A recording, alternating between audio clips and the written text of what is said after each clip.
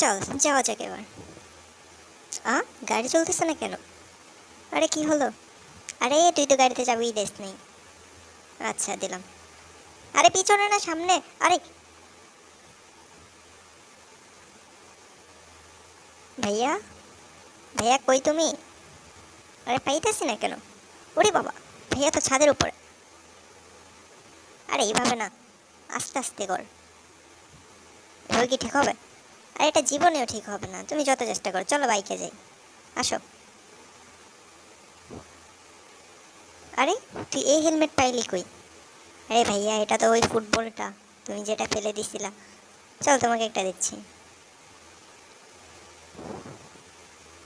আরে আরে আরে আরে, দেখো ভাই এবার কি করব?